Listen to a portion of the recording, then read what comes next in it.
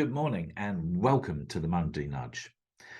We're now on the last Monday of January, heading into the mid of Q1.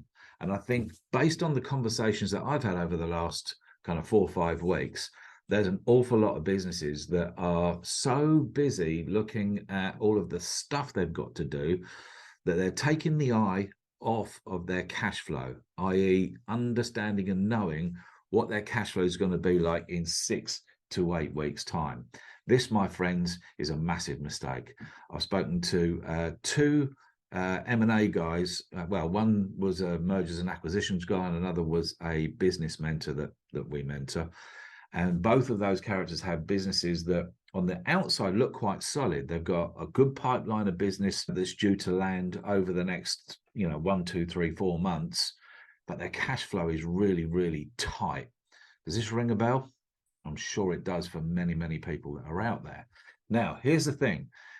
As we get to the back end of January, before the next interest rate rise, which is due, I think, Monday, or is it later this week? Anyway, before that comes in, and before we get into February, where all of the finance institutions really start locking down in the business arena, which they will, just like they did in 2008, 9, 10, I highly recommend that you restructure whatever debt you may have in the business. So here in the UK, if you've got a bounce back loan, there's several measures that you can do to fractionalize what the payments are. Same with C-bills and a lot of the other debts that you might have, credit cards and so on. It would be well worth your while to recalibrate that debt and get your overheads down to an absolute minimum.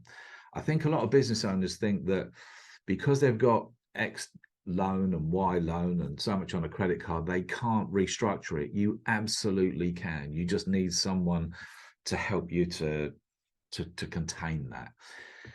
To drop your overheads to maybe half or even a quarter of what they are makes a massive difference to the way that you can sleep at night as you come up against payroll. You see, there's a number of companies out there that I've spoken to that are really scared about those last 2 or 3 days of the month where the payroll comes in. And that's the moment when what is basically a good business can go out of business, because if you can't make your payroll, it's a cash flow heart attack. Boom, the deck of cards just all comes tumbling down. So my main emphasis for this week's contribution is, if you've got any debt that's sitting in the background, restructure it to give yourself some breathing space over the next 3 to 6 months while that pipeline of business comes in and starts to land. So that's it from me, John F Kettley, the Monday Morning Nudge.